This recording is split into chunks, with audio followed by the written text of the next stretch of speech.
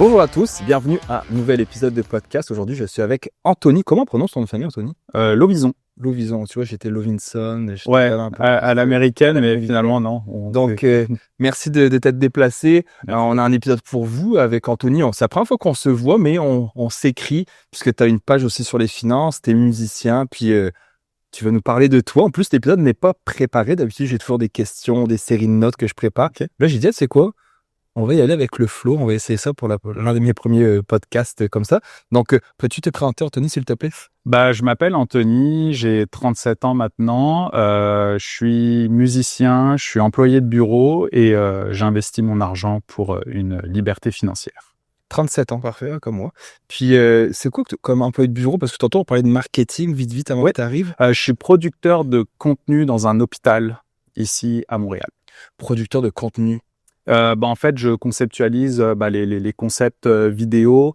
Je fais beaucoup de production de contenu sur les médias sociaux pour faire rayonner la santé, l'hôpital dans lequel où je travaille.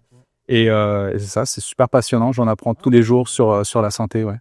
Ok. Puis comment tu trouves justement avec tout le truc des médecins, etc. Est-ce que tu en côtoies ou pas du tout des médecins? Oui. Ouais, je côtoie médecins, chirurgiens, infirmières. Je vais souvent au bloc opératoire pour faire du rayonnement par rapport à ça, des avancées technologiques. Donc c'est vraiment super passionnant. Puis qu'est-ce que tu penses actuellement? Tu sais, on voit, moi, tu sais, j'ai ma business de piscine. Oui. Puis mon partenaire Amadou, c'est un étudiant en médecine de troisième année. Oui, exact. Puis lui, dans le fond, il a pu faire beaucoup de piscines au mois de septembre et octobre parce qu'il n'y avait pas d'école. C'était la grève. Les médecins n'enseignaient pas aux étudiants et lui, c'est un étudiant. Puis il me racontait un petit peu, il m'expliquait, parce que quand on fait les piscines pendant 8 heures par jour, samedi, dimanche, on a le temps de jaser, il m'expliquait un petit peu la réalité. Puis il me le disait, tu sais, Simon, les médecins on pense qu'ils font 30 heures par semaine, c'est pas vrai. Non, c'est des bourreaux de travail. Ouais. Et puis moi, je le vois avec ses études, c'est quelque chose, là. C'est pas quelques heures par semaine d'études, là. C'est des heures par semaine d'études. Des heures, des sacrifices. Je côtoie, que ce soit des hommes ou des femmes dans le milieu de la santé, et, le nombre d'études, c'est assez impressionnant. Et comme je disais, les sacrifices, c'est vraiment, faut être passionné par ça. C'est une vocation, travailler en médecine. J'ai l'impression qu'on ne fait pas ça vraiment pour l'argent. Faut d'abord déjà aimer soigner, j'ai pas tellement d'avis là-dessus parce que j'étais en congé quand ça s'est passé. Okay. Donc j'étais à l'extérieur du pays, mais en tout cas je sais que c'est quand même pas évident dans tout le milieu de la santé actuellement. On essaye d'avancer un jour à la fois. Et... Ouais, moi je le vois justement par rapport à l'argent.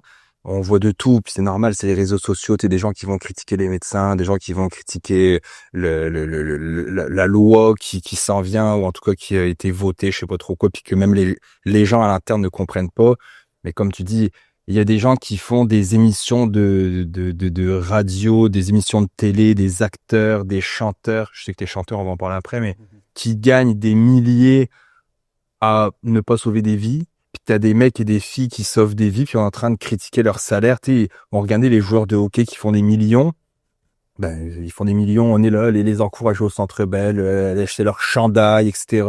À les mettre en poster, à faire des cartes de ces gens-là. Mais je suis comme, t'en as qui sauvent des vies, puis qu'on a besoin d'eux. Je sais pas si t'as déjà eu des opérations dans ta vie ou des problèmes de santé. Mais... Non, des petits problèmes, mais pas... En fait, ce qui est délicat, je dirais, c'est que c'est difficile de se mettre à l'instant T avec le bon système de référence par rapport à plein de gens. Il y a des gens, oui, qui sauvent des vies, qui sont très utiles pour les patients et patientes et qui sont pas assez rémunérés. Il y en a d'autres qui gagnent des millions, comme on disait. Moi qui suis fan de soccer, c'est sûr qu'il y a des gens qui sont beaucoup trop payés. Après, il y a le côté marketing, business, ça fait vendre. Encore une fois, des sacrifices, que ce soit dans le milieu de la santé ou dans le milieu du sport. C'est qu'un joueur qui dédie toute sa vie à un sport et qui, du jour au lendemain, se fracture quelque chose et que sa carrière est terminée, c'est des choix de vie. Encore une fois, tout ça, pour gagner beaucoup d'argent, ça prend des sacrifices. On ne peut pas arriver du jour au lendemain avec beaucoup d'argent à moins de gagner au loto ou quoi que ce soit. Mais est-ce que ces gens-là, même les sportifs, moi j'adore le soccer, C'est pas mal le seul sport que je vais regarder. Le hockey, je regarde pas ça. Le tennis non plus, la F1 non plus.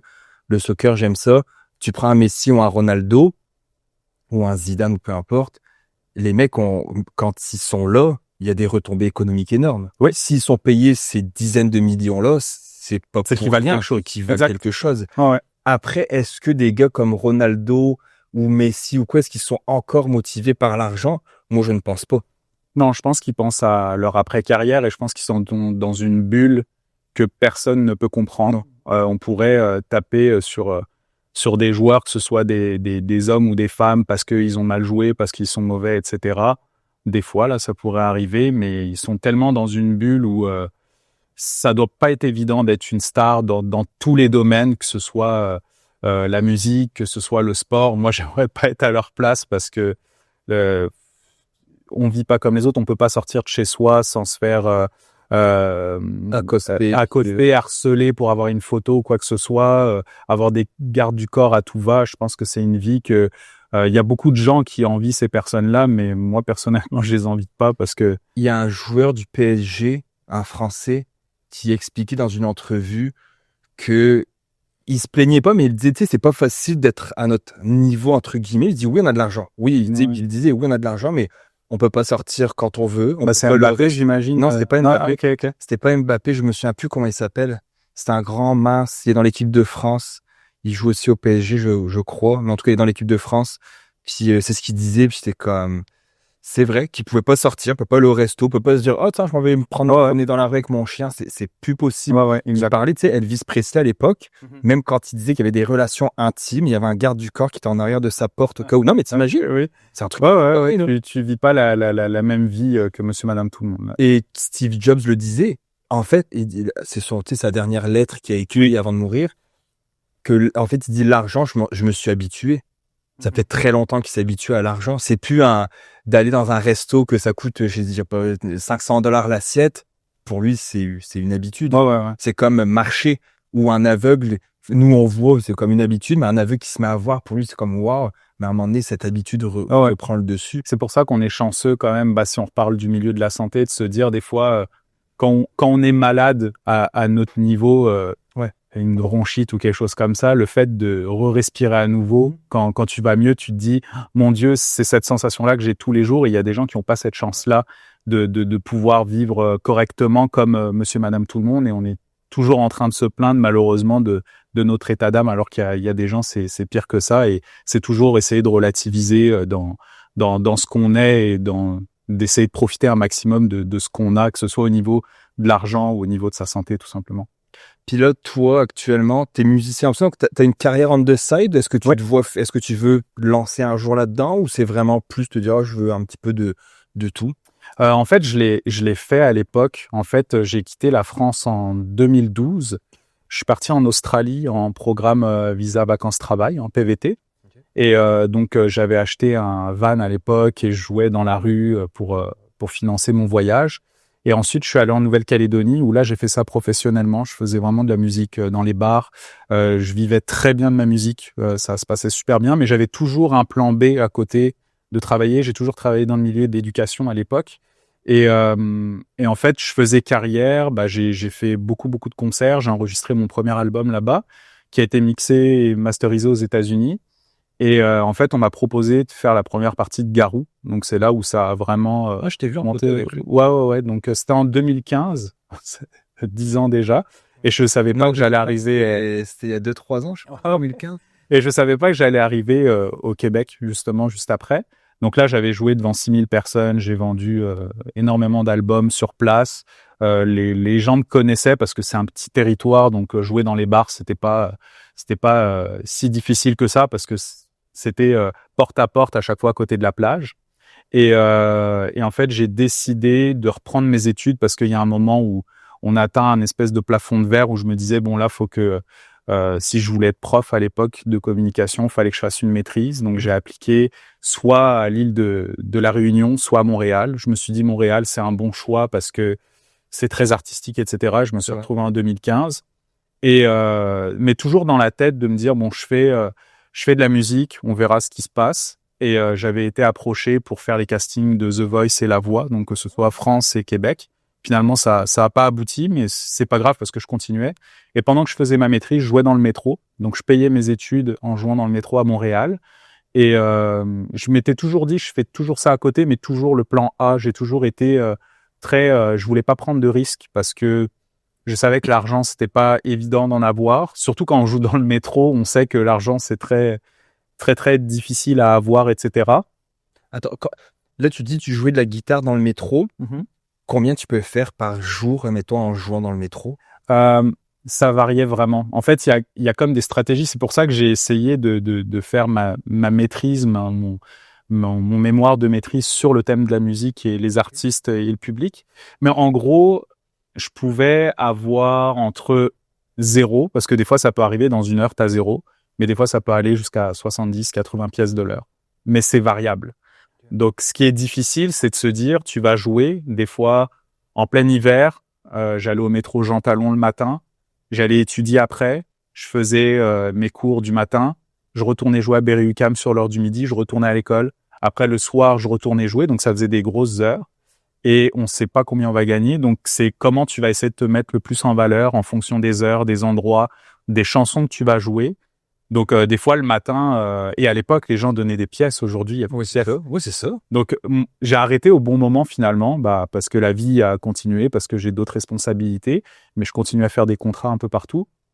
Mais dans le métro à l'époque c'était je dirais pas, c'est pas sauvage, mais c'est trouver toutes les bonnes stratégies pour essayer de maximiser l'argent. C'est le théorème des foules, ce que je mettais dans mon mémoire, c'est que une personne qui regarde, deux personnes qui regardent, les gens vont s'intéresser, vont se dire « Ah, il a l'air d'être peut-être bon, je vais le filmer. » Quand les gens filment, les gens s'arrêtent. Mais quand les gens t'ignorent, et c'est là où on voit, par exemple, dans la rue, tout ce qui est itinérant, c'est qu'on ignore les gens. Moi, je le voyais à mon niveau, de se faire ignorer, même en faisant de la musique, c'est très difficile. Mais finalement, j'ai réussi à payer mes études comme ça. Et finalement, ça s'est super bien passé. C'était une super belle expérience parce que j'avais besoin de ça pour évoluer musicalement. C'est dommage qu'on met pas les dates. On n'a pas les dates de quand est-ce que j'ai créé le truc. Mais moi, un de mes rêves, c'était de jouer de la guitare dans le métro. C'est encore dans ma liste de rêves et d'objectifs. Okay. Mais j'ai jamais eu le guts de le faire. Tu sais, j'encourage les gens à avoir une liste de rêves. Oui, vraiment. C'est vrai. Puis tu sais, on a sorti une formation exacte pour les jeunes, oui. Les 12-18. Puis c'est dans les premières leçons, c'est mettez-vous des rêves. Mon rêve de jouer de la guitare dans le métro, ça fait longtemps que j'ai même pas travaillé vers ce rêve-là. Je fais même plus vraiment de guitare, même si je pense que j'ai une très belle collection de guitares. Mais j'ai même plus l'envie de le faire, mais je le laisse là parce que ça me rappelle de où je viens. Ça me rappelle de qui je suis aussi. On pourra le faire ensemble. Ah ben, j'aimerais vraiment. Oui. On va se trouver un moment où on y retourne. Moi, ça va me rappeler des souvenirs. Parce qu'on m'avait dit qu'il fallait réserver, puis qu'il y avait même tu pouvais te faire comme agresser si jamais tu avais par des itinérants, etc. Je sais pas si c'est vrai, mais non, à l'époque, c'était en fait, il y avait les étoiles du métro. Il y avait la partie où tu devais réserver quand il y avait des lyres. Ça, il y a un papier derrière. Les gens venaient à 4 heures du matin pour réserver ces spots.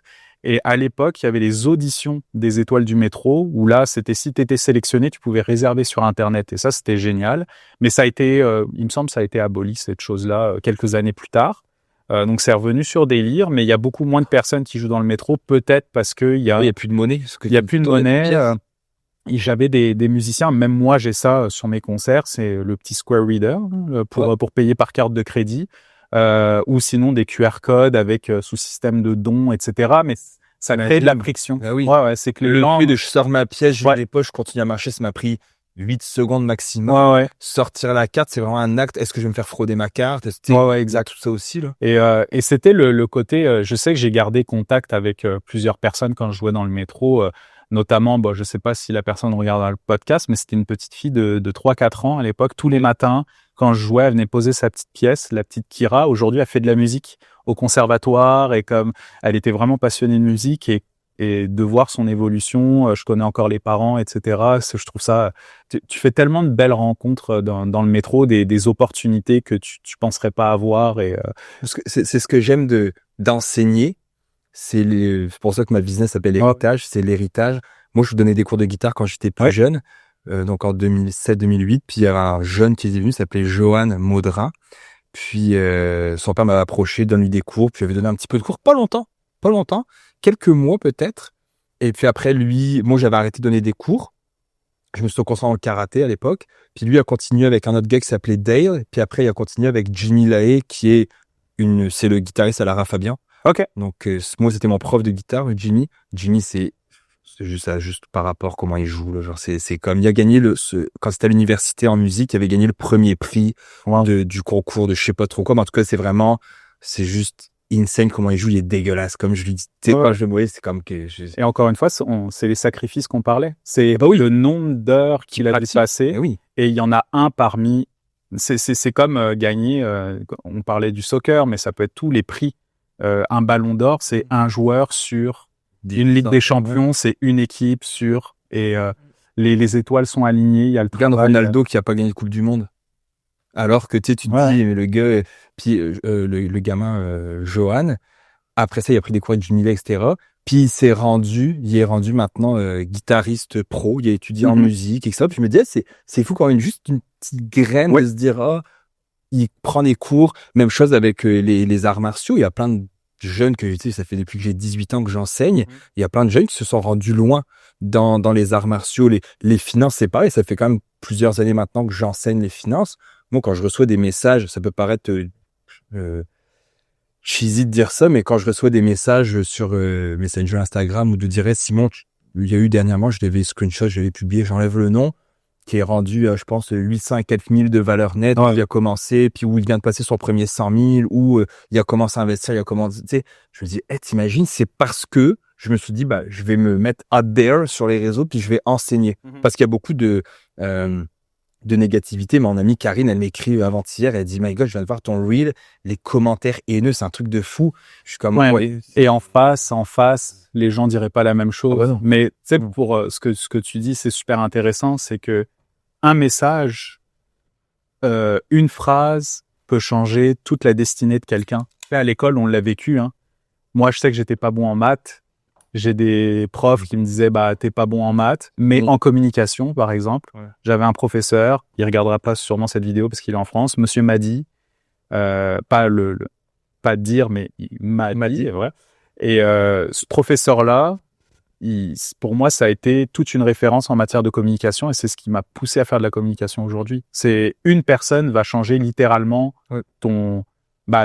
ta destinée finalement professionnelle ou au niveau de ta passion, comme tu dis, avec l'enseignement. C'est pour ça l'importance dans l'éducation d'avoir des professeurs qui sont pas là en train de rabaisser les enfants, mais plutôt essayer de les encourager, valoriser leurs forces, etc., que leurs faiblesses, parce que ça peut changer littéralement une carrière pour des personnes. C'est super important. La bonne personne au bon endroit pour un jeune ou un moins jeune qui n'a pas forcément toutes les compétences, les connaissances ou le vouloir ou la bonne éducation. Tu sais, moi, je le raconte ouvertement. J'étais nul à l'école, une bulle. J'étais dans les derniers de la classe. Mais en même temps, je vivais des choses à la maison terribles. On avait un père violent. Comment un enfant peut aller à l'école, être bien câblé, quand la veille au soir, t'étais caché en dessous de ton lit ou que t'avais peur de te manger des coups? C'est pas possible. Et c'est surtout que dans l'éducation, l'enfant est une éponge. Et t'aurais pu aussi tourner d'une manière où t'aurais répété les mêmes actes que ton père, là, comme tu moi, je voulais pas d'enfant. Hein. Ok. Mon petit frère non plus, on a 7 ans de différence avec mon frère, on voulait pas d'enfant parce que j'avais peur de reproduire ça. Inconsciemment, je me suis dit, et si j'avais ces gènes-là en moi de violence, de colère, puis finalement, écoute, puis il y en a beaucoup de notre génération qui ont des traumatismes familiaux. On est la génération qui a le plus de traumatismes familiaux. Je lis beaucoup là-dessus, je me renseigne beaucoup là-dessus, justement, par mon enfance, avec ma sœur et tout, on en parle beaucoup. On est très ouvert par rapport à ça. Puis même, j'ai déjà eu des commentaires pour me dire, mais voyons, si ton père, il écoute ça, puis je dis, qu'il me poursuive. Qui me poursuivent pour diffamation, si c'est vrai, on va aller se retrouver avec les avocats, j'ai aucun problème avec ça. Tu sais, quand t'as tes 3 enfants qui te parlent plus, les 3, notre plus gros flex, comme on dit, c'est que nos enfants passeraient à côté de lui dans la rue, ils sauraient même pas qui c'est. Pour moi, c'est ça mon plus gros flex. C'était quoi la phrase d'Orelsan? Si tu penses que t'as des problèmes, mais peut-être le problème c'est toi, finalement. Ouais, exactement. Puis c'est un peu ça, c'est que tu te dis, notre génération, on a vécu beaucoup de traumas familiaux parce que c'est sûr, c'était pas les mêmes générations non plus. À l'époque, les parents de nos parents, donc nos grands-parents, ont été élevés aussi à la dure. Ils ont vécu la guerre, ils ont vécu d'avoir une orange à Noël puis d'être contents parce qu'ils avaient ça. Ouais, on Manger à leur les faim. crêpes derrière la. C'était comme ça. C'était comme ça. Maintenant, moi, j'ai été fâché longtemps après mon père en tant que fils, mais maintenant, je suis fâché après mon père en tant que père. Parce que j'ai des enfants maintenant, t'as un petit bout de 4 ans, si tu me disais. Jamais je ne peux... Maintenant d'avoir une fille, moi, Olivier, elle a 7 ans et demi, mon autre petite fille, elle a 1 an et quelques, quelques 14 mois. Et je me dis, comment tu pouvais être comme ça avec tes enfants? Non, c'est vrai que Donc, c'est cette colère-là qui revient. Et je me dis, heureusement que j'ai eu des bonnes personnes sur mon chemin. D'où l'importance, comme tu dis, d'avoir des bons professeurs. Puis, je demande pas à des professeurs, je sais qu'il y en a qui nous écoutent, je demande pas aux professeurs de prendre 1 heure de temps avec un élève en particulier, mais une phrase. Juste une phrase d'encouragement. Hey, good job. Hey, j'ai vu que tu as fait beaucoup d'efforts sur ça. Lâche pas, continue. Juste ça. C'est 10 secondes de temps, mais je pense que ça peut amener un enfant plus loin. C'est sûr qu'en rentrant dans le débat, j'ai travaillé 6 ans en éducation à l'époque. Non, j'étais assistant d'éducation. Je faisais du tutorat aussi. Et donc, je voyais les élèves, j'en ai côtoyé des milliers. Et c'est vrai qu'il y a aussi le côté « mon enfant, c'est le roi ». Donc, des fois, tu as les parents qui vont débarquer. Comment ça que? Oui, mais l'enfant, chez vous, est différent qu'à l'école. C'est factuellement, si un enfant, ça se passe mal dans la classe parce que il fout le bordel, on va le dire, à la maison, il fait pas la même chose. Mais faut que le parent, il y a beaucoup de choses à faire aussi là. C'est comme on essaye d'éduquer, mais derrière on peut pas être l'éducateur, le professeur, le parent, le parrain, c'est super délicat. Moi je le vois justement avec le sport où certains parents pensent que leur enfant c'est le prodige, qu'il faut mettre plus de temps parce qu'il est vraiment bon. Puis je suis comme, il est juste normal. Non, il est normal, il est average. Et c'est mettre la pression sur l'enfant aussi. Tu sais, comme tout le monde se dit HPI, de la douance, etc. Et moi, je préfère, de mon point de vue, qu'il soit dans la moyenne que se dire qu'il a peut-être un HPI, une douance, qu'il se retrouve avec des gens qui ont de la douance, de la vraie douance, et que finalement, il soit le dernier des génies finalement. Et finalement, on se retrouve au même point que un autre étudiant dans une classe moyenne qui est un peu en dessous et finalement qui se retrouve démotivé parce qu'il n'est pas avec les bonnes personnes, les bonnes catégories de personnes. Tu parles de HPI, etc. Est-ce que tu t'es renseigné, est-ce que tu savais, parce que moi je me suis renseigné beaucoup dernièrement là-dessus, parce que j'essaye de trouver un peu pourquoi mon cerveau fonctionne un peu différemment. Puis en fait, HPI ne veut pas dire que tu es plus intelligent que les autres. Hein. Non. Mais on s'est fait vendre comme ça, comme de la douance. Donc là, je suis un surdoué, mais pas du tout. Puis il y a une fille qui est allée dans une émission, c'est où? C'est-tu Télé-Québec avec, en tout cas, peu importe. Puis elle parle elle est surdouée, mais elle dit surdouée, ça veut pas dire que elle ferme les yeux puis elle voit des maths dans sa tête puis elle fait des calculs mentaux, c'est pas ça du tout. Ça m'a comme, en fait, quand t'es même HPI, tu peux avoir plus de problèmes sociaux. On le voit avec beaucoup de personnalités. Je veux pas nommer de personne, mais par exemple Elon Musk, c'était un génie. Je pense qu'il a Asperger ou quelque chose comme ça. Mais à contrario, il peut être un génie dans des affaires, mais socialement, ça peut être très complexe. Et on le voit dans je sais pas, je pense que j'avais vu, c'était sur Netflix à l'époque, Atypical. Oui, c'est bon ça. Mais c'est très bien. Et tu sais, t'as vraiment de l'empathie pour cet enfant-là qui est surdoué, mais qui a des hypersensibilités, que ce soit au bruit, les odeurs, etc. Et les textures, comme tu dis, les sons, avec certaines personnes aussi que ça fit pas du tout. C'est pas, Non, c'est comme pas évident. Et pour le côté HPI, c'est tout le monde pense que son enfant est le meilleur, mais il est peut-être juste dans la moyenne et on a un échantillonnage qui est assez restreint. Ça dépend où tu habites, ça dépend les gens que tu côtoies. Si les gens que tu côtoies, il y a peut-être 4 personnes qui sont un peu plus en avant sur ton enfant, tu vas penser que ton enfant il est moins avancé, mais d'autres où tu te dis, il y a tellement de variables. Comme tu dis, l'échantillonnage de voir est-ce qu'il est dans une classe ultra forte ou est-ce qu'il est dans une classe où ils sont un peu moins bons. Donc là, tu parlais, on parle de finances aussi. Je vais mettre mon micro qui est en dessous de ton petit pied. Oui. On parlait de finances. T'as une page aussi sur les finances, le musicien Investisseur, ouais. Puis de où ça t'est venu l'investissement, la finance? L'investissement, j'ai toujours été quelqu'un qui a fait attention à son argent depuis pas mal d'années. Le fait de partir en voyage et de compter chaque sou, etc., ça a toujours été inné en moi, mais pas les investissements. Quand je vivais en Nouvelle-Calédonie... Juste économie, ouais, garder son argent. Je me souvenais, en Nouvelle-Calédonie, je faisais quand même beaucoup d'argent entre la musique, les droits d'auteur, avec mon album, et tout était sur un compte chèque. Donc, il n'y avait pas de compte épargne, j'avais pas cette littératie financière. Et en arrivant ici, j'avais ouvert un CELI, c'est un ami à moi qui m'avait parlé du CELI. Puis je te coupe, hein, mais quand t'arrives ici en quelle année? 2015. 2015, ok. Donc c'est ça, les cotisations CELI débutent en 2015 pour moi.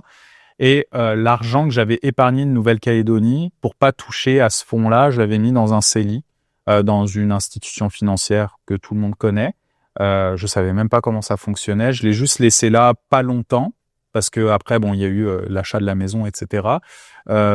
Et finalement, là où il y a eu le déclic, c'est le premier livre de Pierre-Yves Maxwin, En as-tu vraiment besoin? Et c'était ma blonde qui l'avait, ce livre-là. Je me suis dit, je vais le lire. Et là, ça m'a comme impacté parce que je me suis dit, c'est ce que je fais, mais je mettais pas les mots sur ces définitions-là. Et après, j'ai commencé à penser aux investissements, etc. J'avais des fonds qui étaient placés chez mon ancien employeur. Et une fois, de fil en aiguille, je me souviens plus vraiment les déclics, mais c'est en lisant. Après, j'ai découvert plein de personnes qui parlaient de finances, etc. Et là, je me suis dit, ok, c'est super intéressant. Donc, je l'ai fait de manière autonome et j'avais un conseiller à l'époque, financier.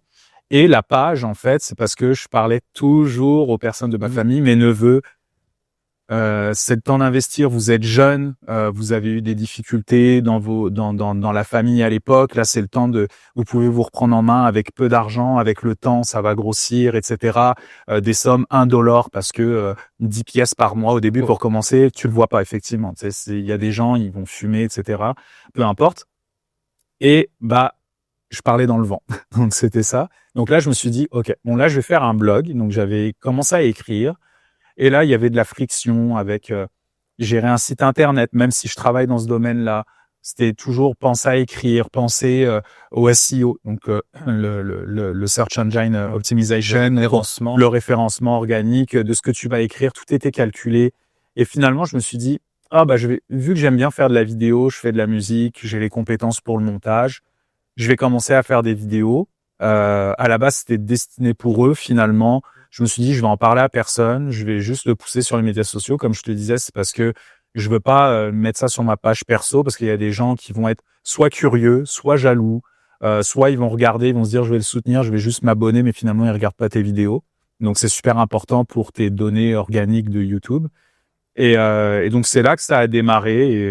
Et c'est ça, j'essaye de faire une vidéo par semaine pour parler de finances personnelles. Pas d'investissement pur, mais c'est plus le parcours vers l'indépendance financière et l'importance de se créer un fonds pour plus tard, parce que peut-être nos retraites, on ne sait pas comment ça va se passer. Est-ce qu'on en aura? Est-ce qu'on en aura? Est-ce qu'on aura la retraite? Et en France, j'ai un gros doute, par exemple, mais ici, il y a quand même une certaine le système fait que on n'a pas le choix d'essayer d'aller chercher vraiment ces finances par l'investissement que par la retraite, parce que moi qui suis arrivé en 2015, je sais que j'aurais pas une retraite vraiment énorme de la part du gouvernement parce que je suis arrivé trop tard, j'ai commencé à travailler plus tard et donc là j'essaye de rattraper le temps perdu aujourd'hui. Tu travailles en France? J'ai travaillé 6 ans, 7 ans à peu près. Okay. Donc j'ai pas extrêmement cotisé. Donc là, ici au Québec, c'est la même chose. J'ai commencé plus tard, donc là, je rattrape le temps perdu grâce à cet effet de levier qui est l'investissement, qui plus tard, j'espère, dans une vingtaine d'années, ça va me permettre d'être libre financièrement et faire peut-être de la musique à temps plein. Mais en attendant, j'aime mon travail, ce que je fais. Donc c'est pour ça que j'ai toujours ce plan A. Et ça fait plusieurs fois que tu me dis ça, plan A. Et ouais. C'est ça, je vais revenir là-dessus. Ouais. Pas mal. Puis là, il y a différentes écoles de pensée, un peu comme en investissement, il y a la diversification qui disent que c'est pas les imbéciles, mais c'est quand tu connais rien, c'est la diversification. Il y en a beaucoup. Tu sais, Warren Buffett le dit justement, que plus t'es diversifié, c'est parce que moins tu connais ça. On va en reparler après. c'est vrai, c'est intéressant. Ce que je voulais, Pierre-Yves McSween, moi aussi, pareil que toi, c'est quand j'ai lu le livre Liberté 45, en fait, ça a mis des mots sur ce que je faisais. Ouais, sans que tu saches les mots. Exactement. Puis ça m'a comme conforté dans ce que je faisais, que c'était bien.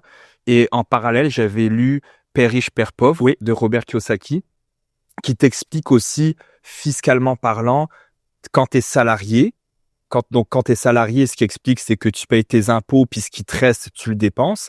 Alors que quand tu as une entreprise, c'est que tu gagnes de l'argent, tu dépenses, et sur ce qui te reste, tu payes de l'argent. J'étais comme, j'aime ça, ce schéma-là. Tu sais. Et il parle aussi, Robert Kiyosaki, d'avoir diverses sources de revenus. Ce que je pense que ça va être intéressant de discuter avec toi, étant donné que tu en as plusieurs, parce que tu fais de l'argent justement avec la musique, etc. Et que même si c'est pas énorme, moi j'ai toujours été un gars de plan A, plan B, plan C. Et pourtant, beaucoup d'entrepreneurs nous disent que c'est pour ça que t'as pas de succès, dans le sens que t'es diversifié. C'est vrai. Dans le livre L'art de la guerre de Sun Tzu, il dit que quand le général il allait attaquer un village, il laissait toujours une porte de sortie, il laissait une brèche. Et tous les autres capitaines généraux lui disaient, pourquoi tu laisses une porte de sortie à ces gens-là pour s'échapper? Et il disait que quand il encerclait le village pour l'attaquer, si le village était 100% encerclé, les gens n'avaient pas de plan B.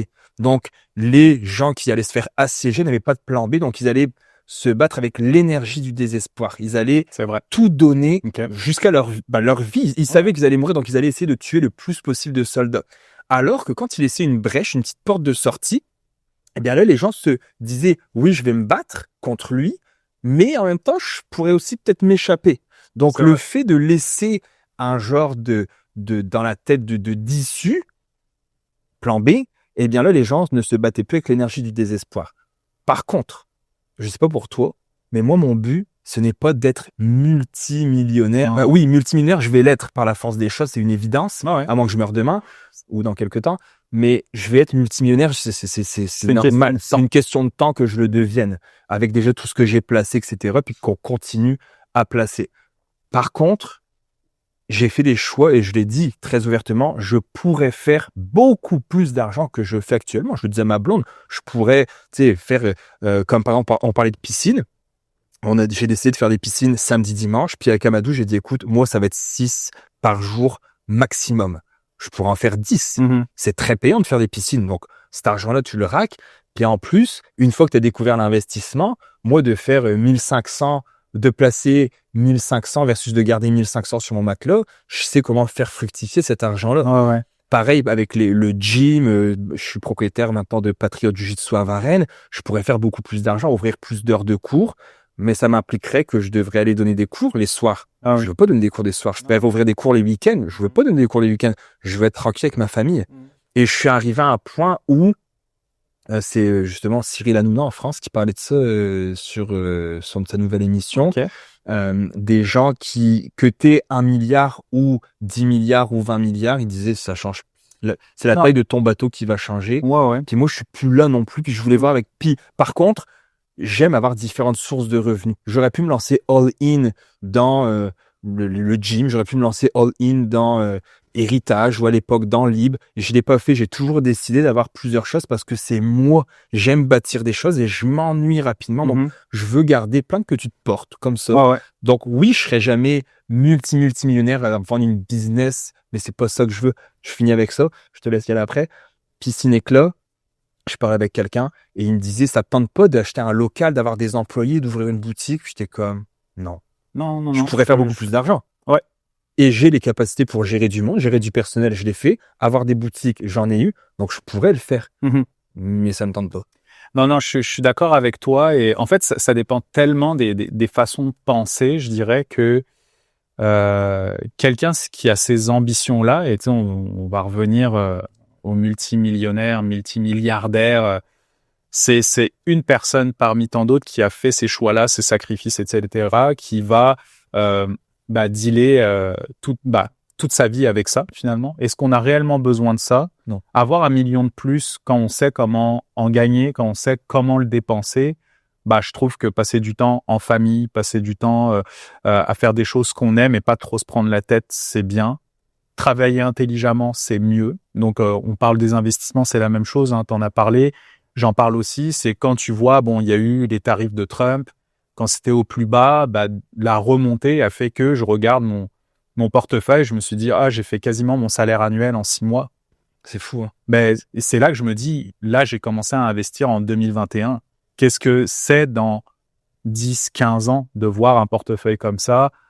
C'est sûr qu'après, ça dépend des profils, ça dépend dans quoi tu investis, mais de te dire que plus tard, tu sèmes tes graines, tu sacrifies un peu une partie de ta vie, de ton temps, le marché de l'attention.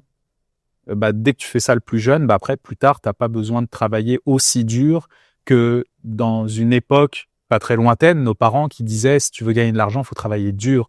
Faut que tu te sacrifies, faut que t'aies mal pour travailler. Le travail, ça voulait dire torture.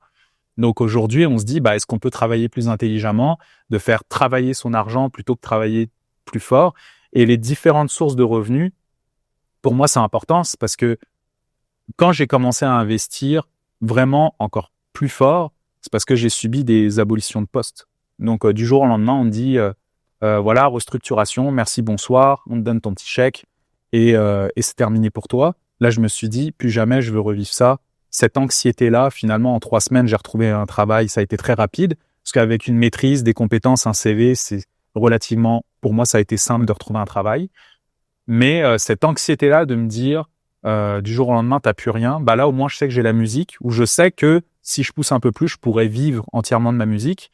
Mais après, quand tu veux acheter une propriété, faire de la musique, c'est pas très confiant pour les institutions. Donc, un travail fixe, pour moi, c'est important pour avoir cette base solide.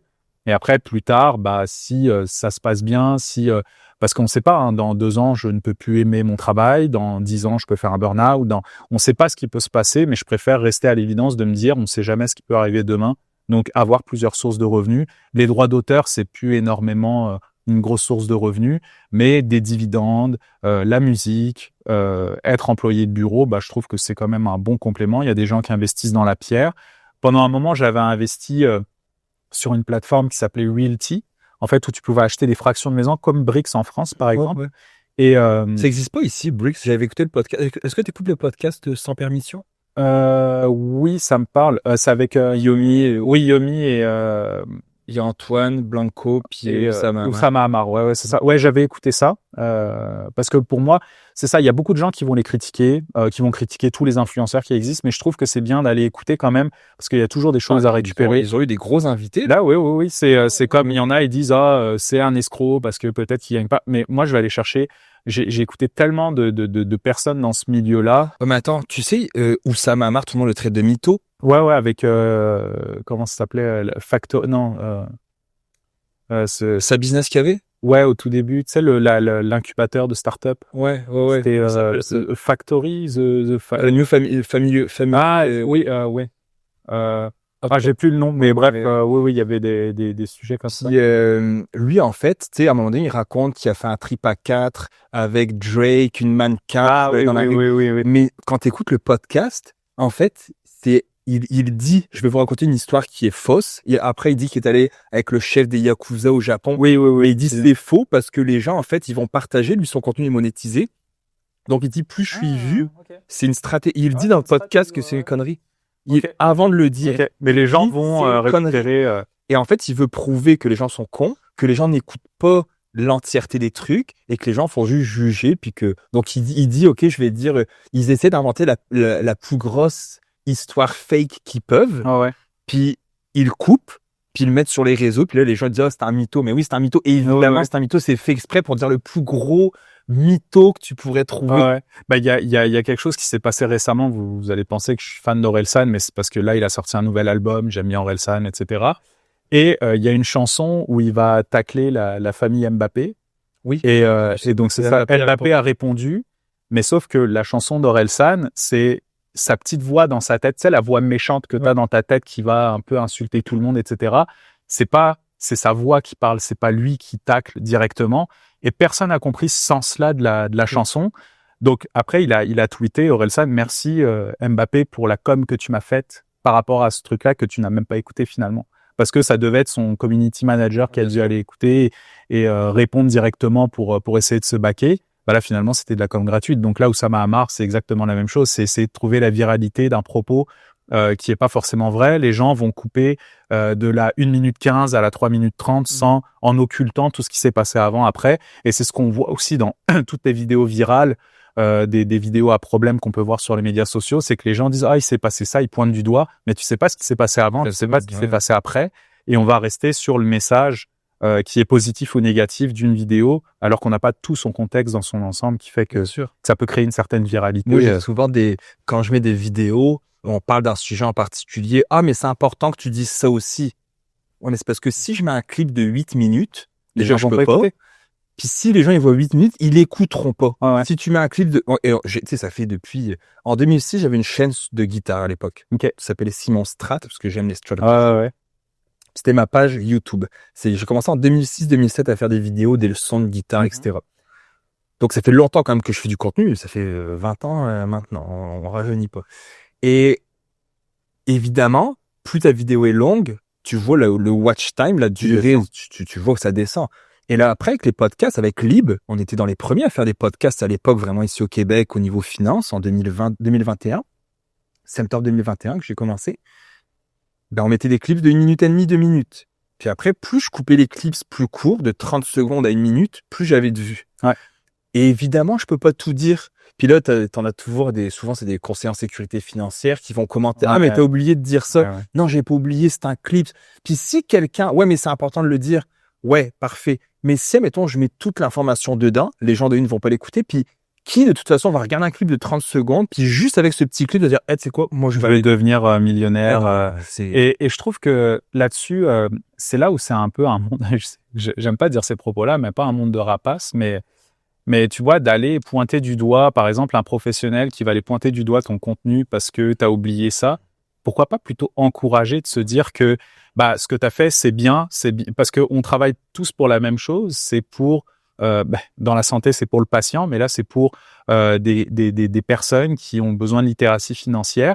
Donc, si vous voulez en savoir plus, regardez la version longue ou un truc comme ça. Mais les gens, le degré d'attention, moi qui travaille dans la production de contenu, le taux de rétention, c'est quelques secondes. Par exemple, sur Instagram, les gens scrollent, ils écoutent 1 seconde. Si c'est pas catchy, tout est calculé bien sûr, à la seconde près, même moins que la seconde, pour capter l'attention, mais tu peux pas tout dire dans quelque chose de 30 secondes. C'est impossible. Et aujourd'hui, les gens vont aller à un contenu plus court parce que leur attention est tellement diminuée qu'ils peuvent pas écouter des formats hyper longs parce que c'est une perte de temps, etc. Mais là où j'aime bien, à travers les podcasts, à travers les contenus comme ça, filmés, c'est que là, les gens nous écoutent comme s'ils étaient un peu voyeurs. Là, ils sont là, en train de nous regarder sur la table. Et là, ils se disent, on écoute une vraie conversation qui n'est pas scriptée, qui est authentique, avec ses forces, ses faiblesses, ses lacunes, le vocabulaire qui est peut-être pas parfait, etc. Les gens se retrouvent beaucoup plus à ça. Il y a une chose intéressante, 2 choses. Ils disent que, peut-être que tu me corrigeras, mais ils disent que pour continuer à capter l'attention, c'est à chaque 3 secondes, tu devrais avoir un effet visuel, un zoom, un dézoom, un son, un truc qui apparaît sur l'écran, etc. Puis moi, ça me gosse maintenant, tu sais, quand il y en a too much, bref. Ouais, c'est pour ça qu'on reçoit plein de courriels de personnes qui disent « Je pourrais faire tes montages pour que ce soit plus attrayant pour les gens, etc. » Mais moi, je trouve, personnellement, oui, on pourrait faire plus de vues, oui, on pourrait faire plus d'argent en faisant du contenu qui est beaucoup plus catchy, etc. Mais tu sais, je me dis, je préfère être authentique, pas me prendre la tête, faire ce que j'aime, parce que après, quand ça devient un travail et que ça devient une contrainte de faire ça, pour moi, c'est une contrainte. Tu as dit ça aussi, c'est une vraie conversation, une vraie discussion. Et des fois, je me fais reprendre, t'as employé ce mot-là, tu devrais pas dire ça. Puis je suis comme, oui. On n'est pas acteur. Mais je suis pas acteur. Moi, il y a pas de script, il y a pas de prompteur qui défile. Donc, moi, c'est une conversation. Donc, si après, j'ai dit le mauvais mot, ça m'est déjà arrivé, par exemple, une erreur au lieu de dire action, j'ai dit le mot obligation ou vice-versa. Ça m'est déjà arrivé parce que je parle, puis on fait tous des erreurs. Je l'avais corrigé d'ailleurs quand c'était sur un programme en ligne, donc je m'étais corrigé, j'ai mis un astérix. Mais sinon, si je fais un podcast, je parle comme ça. T'aurais pas dû dire ça. Peut-être, mais j'enregistre une conversation qui est pas scriptée et c'est moi au naturel. Et ça, on pourra jamais me l'enlever. Ouais. Donc, ou sinon, Là, je mettais si t'investis 300 par mois, si t'investis 500 par mois, puis là, ça va de partout. C'est qui a 300 par mois pour investir? Ah ouais. Et est-ce que tu penses aux gens en salaire minimum? Oui, mais mon contenu, cette vidéo-là en particulier, ne s'adresse pas à ces gens-là. Puis, dans la même vidéo que tu dis, on va investir 300 par mois, t'en as qui vont te dire, d'ailleurs, je lui ai demandé, qui m'a dit, pour avoir 1 million dans 30 ans, ce sera quoi 1 million dans 30 ans? Bah, ce sera plus que 100 000. Ce sera plus que rien, en fait. Puis si tu veux plus qu'1 million, bah, mets plus que 300 par mois. Ouais. Ouais, mais il y a d'autres, après, il y en a un autre, là. Les gens se focalisent trop sur ce qu'ils voient et pas passer à l'action. C'est un peu comme, j'aime pas être méchant comme ça, mais je sais que les gens se victimisent beaucoup et chacun est responsable de sa vie. On est le PDG de notre propre vie. Moi, je fais pas 100 000 par année, là. On va se le dire. Je suis un employé de bureau. Je fais de la musique. Ça arrondit mes fins de mois. C'est très bien. J'ai fait des choix dans la vie. Il y a des gens qui sont pas nés, au bon endroit, au bon moment. On choisit pas sa famille, etc. Mais aujourd'hui, au lieu de se fixer sur les problèmes que tu avais dans le passé, c'est essayer d'avancer. Il y a beaucoup de gens, je me souvenais d'ailleurs quand j'ai enregistré mon clip sur mon album, à l'époque, je filmais au bord d'une plage en Nouvelle-Calédonie où j'habitais et j'avais le petit pantalon, la petite chemise. Voilà, j'essayais de bien me présenter. Et finalement, aujourd'hui, je m'en fiche comment je m'habille parce que c'est pas l'importance. Pour moi, c'est trop de décisions dès le matin comment je m'habille. J'essaie de m'habiller simplement. Et il y a quelqu'un qui m'a dit, de toute façon, toi, tu dois venir d'une famille de riches, papa, maman, etc. Bah, j'ai même pas pris le temps de répondre parce que j'ai pas envie de lancer sur ça. Moi, ma famille, c'est des immigrés siciliens qui sont arrivés dans les années 70 en France. Ma mère était caissière comme à Métro ou IGA, peu importe. Mon père était menuisier. Ils en ont chié toute leur vie. Ils ont acheté une maison à crédit. Ils sont beaucoup endettés pour subvenir aux besoins de mon frère, ma sœur et moi. Et j'ai jamais rien demandé à mes parents quand j'ai eu mon premier salaire. Je me suis débrouillé tout seul parce que je savais que c'était tellement dur pour eux d'avoir de l'argent que je me suis dit jamais je demanderai de l'argent. Et c'est moi qui me suis formé tout seul, qui ai payé mes études tout seul, qui ai pris des décisions tout seul. Et je sais qu'il y a des gens où c'est beaucoup plus difficile et je suis totalement d'accord avec ça. Mais je me dis, il y a quand même cette petite chance que tu pourras aller déclencher, l'opportunité que tu pourras aller saisir. Et ce $300 par mois, bah oui, au début, moi, c'était pas $300 par mois. Plus tu commences tôt, c'est ce que je disais à mes neveux, et Zach, il pourra en témoigner, là. J'ai beaucoup écouté ce que vous avez dit sur ça.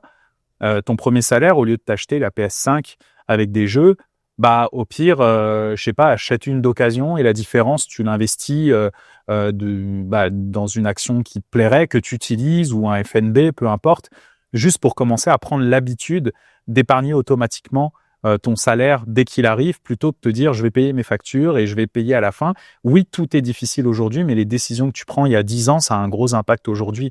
Et moi, je sais que même si j'ai commencé à investir en 2021, j'ai fait des choix qui, pour moi, étaient corrects. D'autres vont dire c'est pas assez, d'autres qui vont dire c'est trop.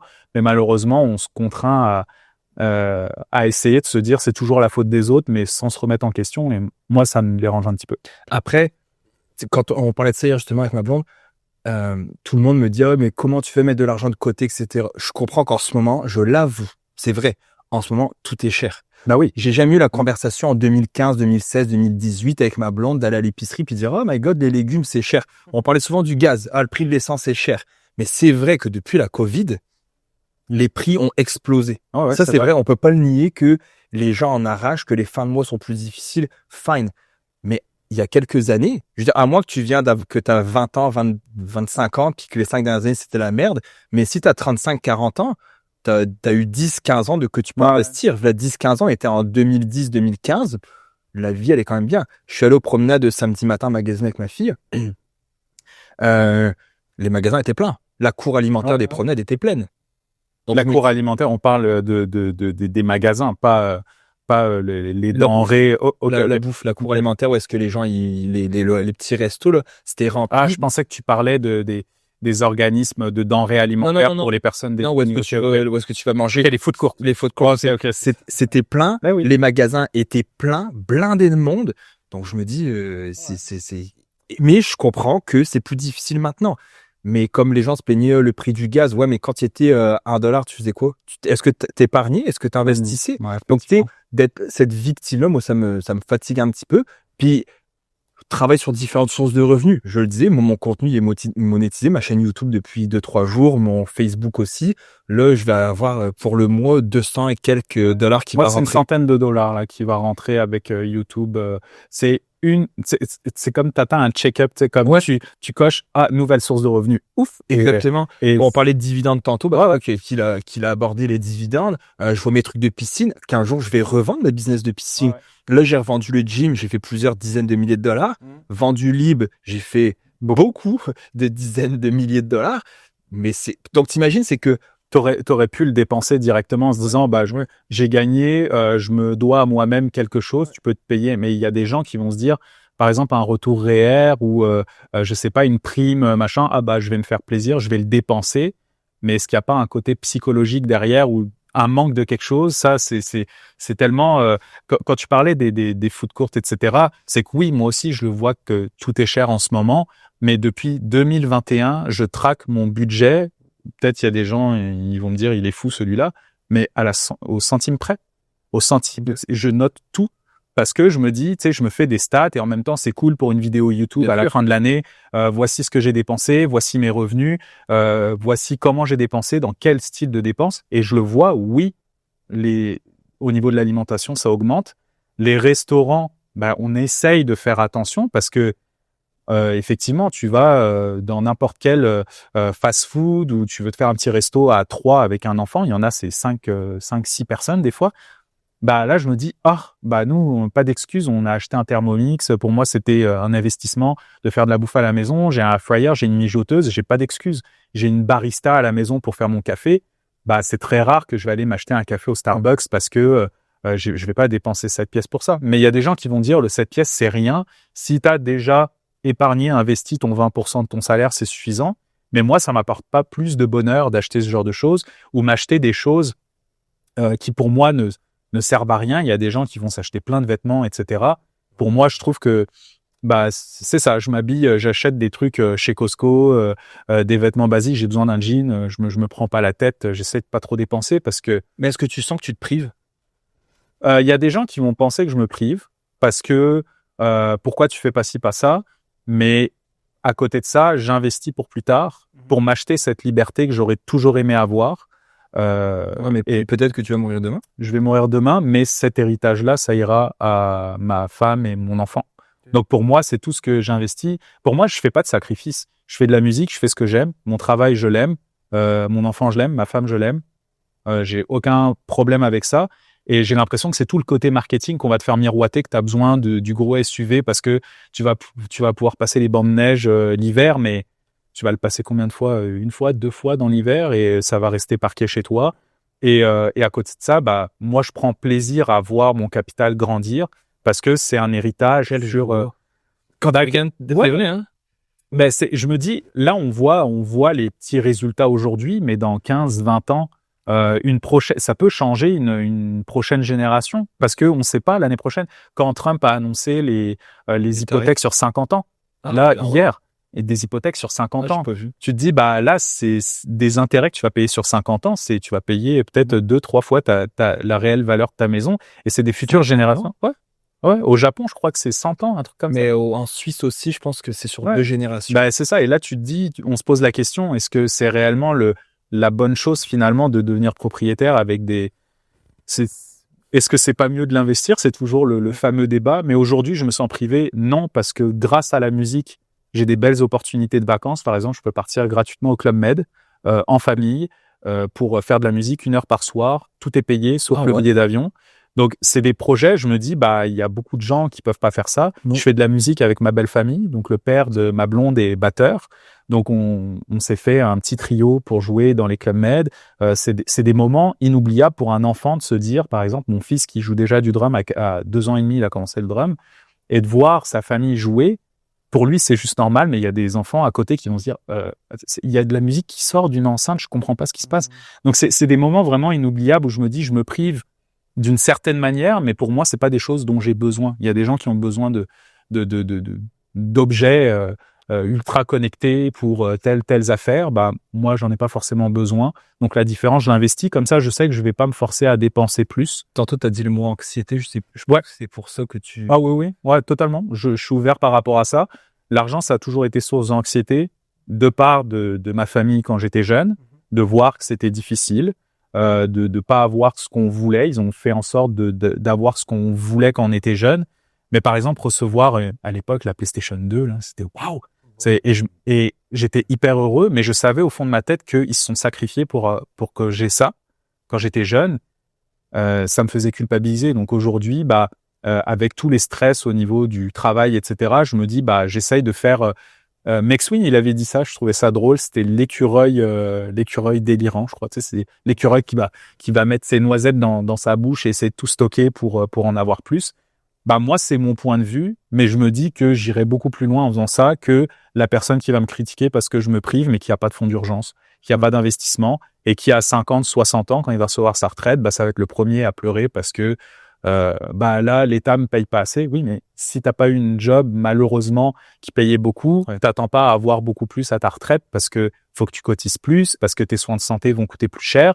Aujourd'hui, on n'est pas à l'abri là, je vais être un peu dramatique, mais la hausse des cancers, la hausse des problèmes de santé, ça arrive de plus en plus jeune. Qui va financer ça? C'est nos impôts. Mais après, plus tard, c'est peut-être pas eux qui vont nous financer nos problèmes de santé. Donc, c'est pour ça que je préfère avoir ma maison propre, entre guillemets, et d'avoir tout ce dont j'ai besoin et après me faire plaisir dans certaines affaires. Mais je me sens tellement heureux déjà aujourd'hui d'avoir ce que j'ai et j'ai pas besoin de plus. Ah, mais on se ressemble beaucoup là-dessus. Puis hier, on a fait je sais pas si je te l'ai dit avant le podcast ou pendant le podcast, ou si on faisait je te l'ai dit tantôt. On a fait quelques moves dans la maison, on a enlevé un meuble, mes voisins sont venus m'aider. Puis on se disait que ma blonde, qu'est-ce qu'on est content parce que c'était un vieux meuble qu'on a acheté d'occasion sur Marketplace. Ouais. Là, on veut s'acheter une nouvelle table, on veut s'acheter un nouveau divan. On magasine sur Marketplace pour une table. Mais c'est une belle opportunité, ça. Mais avant, il y avait pas. Il y avait pas. Là, avant, tu sais, moi, d'aller dans un magasin, l'acheter avec intérêt, payer des taxes dessus, je suis comme, si je m'achète un truc électronique ou quoi, tu sais, ça risque de briser, ok, l'acheter neuf, fine. Ouais. Mais sinon. Non. Tous nos canapés, etc., on les a tout achetés, sauf celui qu'on a actuellement. On s'est acheté un truc en cuir chez Costco. 2 places avec c'est la première fois qu'on a acheté ça. Mais ce qu'il faut comprendre, c'est ce que ma blonde, elle disait hier, parce qu'on s'est fait dire, comment vous faites pour avoir ce niveau de vie-là? Parce que je disais, je suis allé à l'aubainerie avec Olivia, puis ça m'a coûté comme 600 pièces, puis après, on est passé chez Renaud Bré, il y avait des petits rabais, elle voulait des trucs Nebulia Stars, là, des princesses, je sais pas trop quoi, je lui ai acheté un petit coffret. Je regarde plus les prix. Mais je suis rendu que, en quelques mois, parce que moi, je track tout sur mon fichier Excel, on est rendu qu'en quelques mois, sans avoir mis d'argent en bourse, notre valeur nette, elle a comme pris 150 000, je sais plus, en quelques mois. Mais c'est impressionnant, je suis comme punaise, c'est fou. Ta dépense a été vraiment $1, ton 600 pièces a été $1 par rapport à ce que tu as gagné, mais il y en a qui ont même pas placé de l'argent, qui vont dépenser cette somme-là pour des choses pas forcément utiles ou nécessaires dans leur situation financière actuelle. Et qui font que après c'est les premiers à se plaindre parce que c'est revoir tout le système de. Mais on n'avait pas de voiture neuve. Non. Bon, ça fait depuis 2017 qu'on n'est pas parti en vacances. Moi, j'ai une phobie de l'avion, donc c'est difficile pour moi de partir en vacances. Je te le disais, j'ai fait les piscines. Donc moi, depuis mi-septembre, j'ai travaillé 7 jours sur 7. Là, on est le 10 novembre. C'est le premier week-end hier, samedi, dimanche, que je ne faisais rien. Mais c'est pas vrai. Samedi, je suis allé donner des cours au gym, samedi matin. Mardi soir, je donne des cours. Donc, j'ai un revenu qui rentre avec ça. Tu sais, le gym, à l'époque, je faisais pas énorme. Je faisais 2000 par mois. Moins les impôts. Mais 2000 par mois. Mais je faisais pas, tu sais, dans le sens, je donnais 6 cours par semaine, mais des cours de une demi-heure, 45 minutes. Donc, tu sais, je me dis, si je donne, mettons, 10 heures par mois, puis je fais 2000, puis, oublions pas ça. Quand vous avez votre entreprise, je faisais 2000 par mois, je fais 2000 par mois, 2000 par mois. Et tu déduis tes dépenses. Puis quand je suis parti, j'ai vendu mes parts. Ok. Donc, c'est comme si tu travailles dans la vie, tu as un salaire, puis quand tu t'en vas, ils te donnent une coupe de 10 000. Il va mal prendre. Donc, tu sais, il y a ça aussi qui change. Mais on a fait des choix.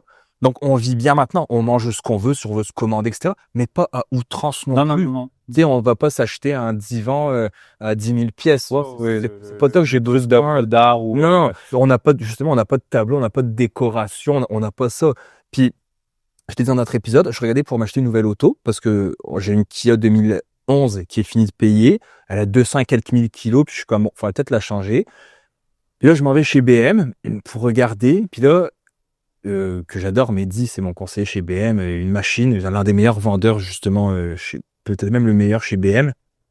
Puis on regarde l'auto, puis il me fait les prix. Puis là, c'est 1002 plus ceci, plus cela. Puis je suis comme 1 500 $ par mois. Puis j'ai de l'argent là. Je fais plus que 1 500 en rendement facilement par mois en bourse. Donc mes rendements pourraient payer ça, mais je suis comme 1 500 $. Puis là, j'ai dit à ma blonde, prenons juste le 1/3 de ça, 500 $, ok? Si on se dit, chaque mois maintenant, on a un budget de 500 pour le fun, resto, décoration. Puis là, on l'utilise pas ce mois-ci, donc le mois prochain, on aura 1000. C'est du gros cash. Un nouveau morceau de linge. On veut, je sais pas, hier, je suis allé lui acheter des leggings Lululemon. Tu sais, je sais qu'elle aime ça, elle trouve ça confort. Je lui ai fait un petit cadeau, je suis allé lui en acheter. Et c'est 100 pièces et quelques, tu sais, pour des leggings. Mais je me dis, t'imagines une auto pour aller d'un point, puis j'adore les autos, mais d'un point A au point B de dépenser 1 500 $. Ouais. Et il y a des jeunes, je dirais pas des personnes plus âgées, mais beaucoup de jeunes qui veulent peut-être frimer avec leur premier salaire d'avoir ça. Ils ont pas de responsabilité. Ils vont s'acheter une belle voiture. Quel trou financier pour plus tard. Alors que, au pire, si tu te dis, même si tu veux être dans le trou financièrement, est-ce que c'est pas mieux, justement, comme tu disais, que tu prennes, moi, je recommande pas du tout ça, là, mais admettons, tu prennes une auto finalement à 1000 pièces par mois, mais 500 pièces, tu vas le dépenser dans des expériences qui vont te rappeler des choses ou te faire connaître des choses. À contrario de mettre 1500 dans une voiture. Moi, je recommande pas du tout ça. Je préférais juste ces expériences sans avoir d'auto. Mais non, il y a des gens qui vont facilement s'endetter, se faire miroiter par monsieur, madame tout le monde ou le marketing que avoir une voiture, c'est ton confort de vie et que avec ça, tu vas être un surhomme ou tu vas être en sécurité, etc. Mais finalement, ça sort du concessionnaire, tu perds 20%. Tu fais une scratch dessus, t'as vraiment les boules. Parce qu'à l'époque, je le disais à des amis ou même sur ma page, je disais, là, si je veux, demain, je revends des actions, je m'achète la dernière Tesla, je peux m'acheter le Cybertruck, je vais jamais l'acheter. Ouais. Mais c'est non, parce que je ne couperai pas ce clip-là parce que tu vas te faire détruire dans les commentaires. Mais non, mais j'ai fait la même chose. J'ai une vidéo où j'ai dit que tu sais, j'ai loué une Corvette au mois de juin. Ok. Pour la fête à ma fille, puis mon neveu. Puis j'ai dit, je montrais à Olivia, puis dans le clip, je dis que la Corvette, je pourrais sortir une partie de mon CELI, la payer cash, puis qu'il me resterait encore des centaines de milliers de dollars. Puis les gens me disent n'importe quoi, mais c'est vrai. Mais c'est dommage juste de couper quelque chose qui te rapporte de l'argent. Je vais donner une histoire. Je vais raconter une anecdote. Là, c'était en crypto-monnaie. J'ai une connaissance qui, à l'époque, en 2017, m'avait parlé du Bitcoin. J'avais investi un petit peu en Bitcoin et j'avais même pas encore investi en bourse. Je ne savais même pas ce que c'était. Donc, c'est pas la recommandation de faire ça. Là. On commence la pyramide financière, etc. Bref, j'avais mis quelques centaines de pièces en Bitcoin et la connaissance que j'avais avait des gains de, je pense, un peu plus de 100 000 $ à l'époque en XRP. C'est une autre crypto. Et il a dit, j'ai fait un gros gain, machin. Finalement, il l'a utilisé pour acheter un appartement, finalement. Donc, les gains qu'il a fait, il les a mis dans un appartement qu'il a surpayé pendant la Covid. Et là, il a dû revendre à perte son appartement parce que les taux d'intérêt, parce que la conjoncture économique, ils sont repartis en France, etc. Et de me dire, c'est un peu le même principe de couper tes investissements. On ne sait pas la crypto comment ça peut aller, etc. C'est tellement volatile, mais pour moi, un investissement que tu vas décaisser, qui te rapporte de l'argent, qui te rapporte des fruits finalement pour aller aller arroser tes plantes mortes, ou tu sais une plante qui va bientôt mourir parce que tu sais pas t'en occuper. Je trouve ça un petit peu dommage parce que laisser son argent fructifier avec le temps, tu peux te gâter, oui. Je veux dire, mais c'est sûr que ça dépend de ton patrimoine. Si t'as 100 000 $, admettons, et tu décaisses 80 000 pour t'acheter une Tesla, ou une Aston Martin, je fais pas de, ou une BM, peu importe. Là, on va. Je crois que t'es commandité par Tesla. T'as parlé d'Elon Musk. C'est vrai. Mais parce que c'est des gens quand on suit l'actualité boursière économique, c'est sûr que c'est ceux qui passent en premier. Je pense pas que on parle beaucoup de Volkswagen. Non, je sais pas. Mais dans le sens où Si tu as un patrimoine de 100 000, tu décaisses 80, bah, ça va être beaucoup plus dur de refaire du profit avec les 20 000 qui restent. Très difficile. Que si tu as 1 million, que tu décaisses 80 000 pour t'acheter une belle voiture ou n'importe quoi qui va perdre de la valeur, on s'entend, parce qu'il y a des voitures de collection, on va pas rentrer dans le débat, mais voilà. Bah, c'est minime, donc tu pourras continuer à faire fructifier comme la règle du 4% qu'on entend beaucoup parler. Bah, quand tu retires 4% d'un gros patrimoine, bah, c'est pas énorme, contrairement à retirer 80% de ton patrimoine pour t'acheter quelque chose, perdre de la valeur. Tu parlais de crypto, Mhm. tu parlais de ce truc-là. C'est pareil. Quand je vais investir dans une action plus volatile ou une crypto, je mets seulement 1, 2%, 3% de mon portefeuille. Ouais. Parce que justement, je sais pas ce que ça peut donner. Exact. Donc quand c'est volatile puis que je suis pas sûr, puis quelqu'un la fois passée, je partageais mon compte sur Instagram, puis un gars m'a écrit, parce que comme là tu vois aujourd'hui, j'ai fait plus 1% dans mes comptes sur Questrade. Juste aujourd'hui, ça donne 3744 $. Ouais. Juste là, on est un lundi matin, j'aurais fait 3700 balles. Mon micro, ok. Puis quelqu'un m'a dit, tu pourrais faire beaucoup plus que ça avec de la crypto. Mais Oui. est-ce que quand je vais me coucher, comme emprunter sur ta maison, Ah ouais. tu sais, la manœuvre Smith, là, que tu pourras emprunter sur Ah ouais. ta maison, que tes intérêts soient déductibles. Ça, on va le faire dans quelques années d'ailleurs. Moi, je l'ai dit, à la Covid, je l'ai pas fait, j'aurais dû le faire. Je me suis dit, à la prochaine chute, je le fais. Ouais. Je l'ai pas fait. Ouais. Parce que j'ai pas le guts de le faire et parce que, de toute façon, si, admettons, tu me dis, tu peux faire, par exemple, avec ma maison, admettons, si j'emprunte, grosso modo, je pourrais faire 50 000, entre 50 et 100 000 par année de plus. Je m'en fous. Ouais. Ça changera. J'en ai pas besoin de ce 50, 100 000 là de plus par année.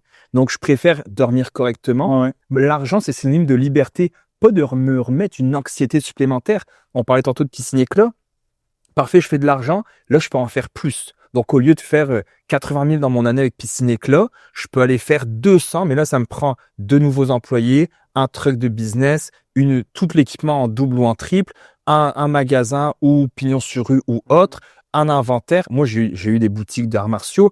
Le racking, ça coûte une fortune. Ouais. Les supports qu'on avait, c'était $1 le support parce qu'on avait comme des beaux vêtements de sport, etc. Mais à un moment donné, je suis comme, oui, je pourrais faire plus d'argent, mais je pourrais aussi me planter. Il pourrait avoir une nouvelle conjoncture économique où les gens où, tu sais, on voit où est-ce que je fais de la consultation. Ils sont rentrés la semaine passée, ils ont coupé 6 personnes en TI. Alors qu'avant, les développeurs, les programmeurs, c'était super recherché. denrées rares. Mais maintenant, on en a moins besoin. Donc, je me dis, moi, ce que je veux, là, c'est être relax. Là, on s'en va 2 semaines ou je sais pas combien de temps en Floride en décembre. On va à la Disney, etc. C'est la première fois qu'on part en vacances avec Olivia qui est devant la plage. Elle a jamais vu la mer avant. Mais on n'est pas parti se disais, on va se payer un super beau voyage. Parce que vous avez mis les graines il y a quelques années, les sacrifices pour que ce soit pas si cher que ça, alors qu'il y a des gens qui vont payer à crédit. Tu vois, je sais pas ce que tu répondrais à ça, Olivia, quand on est sorti du magasin, on était à la l'aubainerie là, pour acheter les trucs.